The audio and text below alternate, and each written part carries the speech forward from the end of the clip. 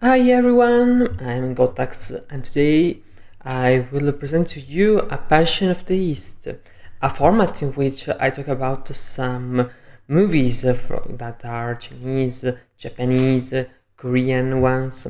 And today I continue my retrospective on the director Seijun Suzuki with the movie Tokyo Drifter of 1966.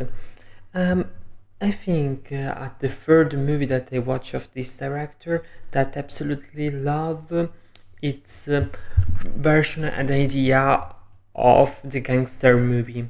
As fact, the director at this point is Apex. It has its own originality. It tries to make something different while it stays in the same genre, and tries to innovate himself continuously, trying to add some details that were not in the previous movies, or trying to adding some details, some more deepness. And as fact, we are in this movie with a gangster movie, but mixed up with a noir, a mystery, and so this leads in a mix, a melting pot of genres that maybe won't accommodate many people, and actually it feels extraneous at the start, because it's a little dramatic, but it's also comedy, and I think that the input of the movie is also peculiar, because we start with another gang that tries to go against another adversity, but here is a subversion of the genre, because this gang tries to find a tentative of redemption, tries to make pacts with the past, and tries to look to the future.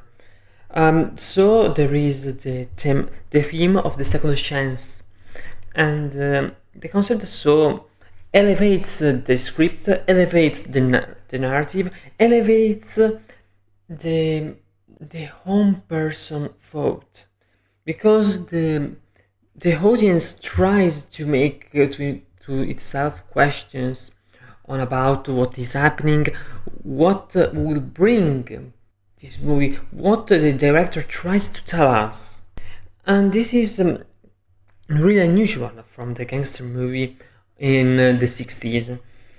So there I found probably three elements that destroys the genre, but in a positive manner, tries to innovate it. As fact, I don't know if you know this, but Quentin Tarantino try loves this movie, because and many of its inspiration, of its style, comes primarily from this, because literally the some aesthetics, some scenes may be found in its cinematography. But let's start with the first point, the comedy, the element of the laugh, the element of the parody, the element of taking what is a cliche, a recurrent element in the genre. In this case, is narrated with irony, with laugh, and without taking it seriously. This may lead to an unserious mood, but the ability of the director is to not make you feel that comedy silly. It must not be like that. And as fact, the second point is taking the cinematography, the various the various scenes directed, and making them with a great montage, Tarantino's montage, as we could say today, and make it bright, make it feel powerful and uh, and full of energy, actually.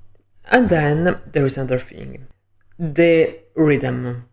As fact, in this movie, the rhythm is a sinusoidal, as I should say. It sometimes goes fast, sometimes take a breath more slowly. And I think that all of these three elements that are more technical than actual seeing them in a script. They are technicism, but we are talking about cinema, we are talking about an art, so there is a technique and try to innovate that technique. And all of these 3 points tries to go together with how the things are portrayed in the scene. And thanks to exceptional, because they absolutely are exceptional backgrounds in the scenes, the movie tries to make you feel comfort. It's not it's no more trying to tell you a story.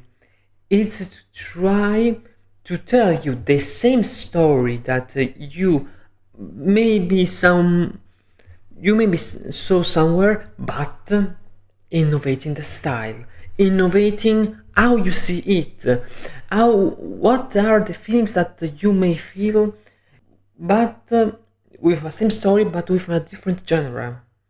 And as fact, the colors remember me some Andersonian style. As fact, they are pretty geometrical and pop, like pop art. It's not like Wes Anderson style, but maybe also Anderson felt inspired by this director. I don't know. Maybe I should read some interview of the director about this. But the movie, it's not about the script. Yeah, the script, I said, it's a little different than the usual, but it should not be the main focus. If we focus on the script, maybe the movie could be average. Maybe someone could not like it because it's the same thing all over again, or whatever. It's a little different thing, but it's not really brave. So the main focus should be, and at least what I see when I watch a movie, the technique, what it brings new to the genre. And this is fact, we have drama, we have comedy, we have the expression of the metaphysica, so after the physics things. So maybe sometimes when I watch, because this movie I watched twice, and sometimes you feel, but I love the nihilism vision of this iconic director, but nihilism not in sense of decadentism, in sense of metaphor, in sense of the distraction to innovate. So I love the movie. I love how the director tries to make it something different, but personally I didn't see many talking about it. Maybe there are, maybe they are silent, but when I knew the first time, when I heard the name of the director the first time, I only knew the movie The Butterfly on the gun, and none else. And it was pretty strange because it's a known director, and you can't name another movie about with that he made.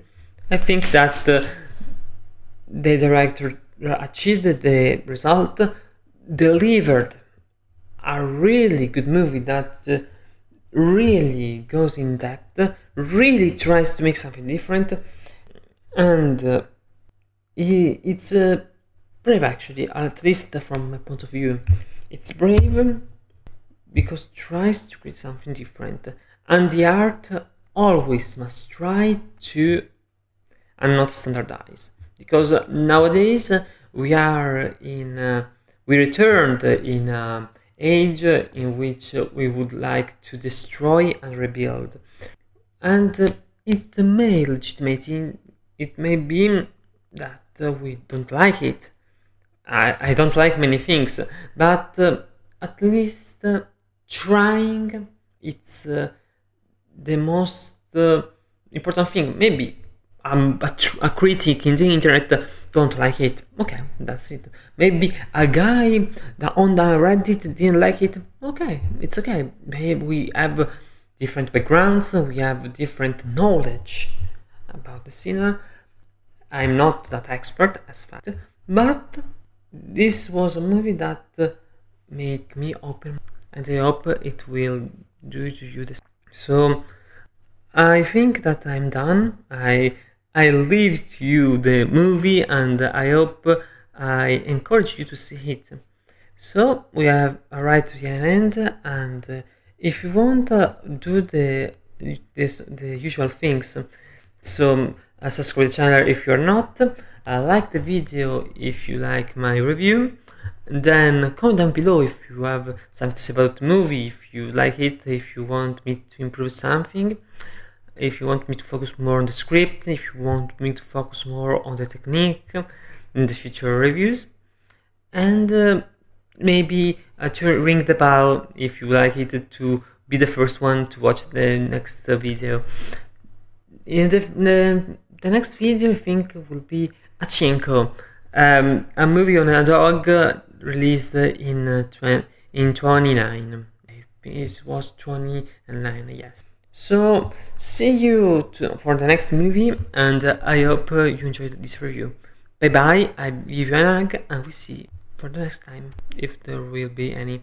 Bye bye.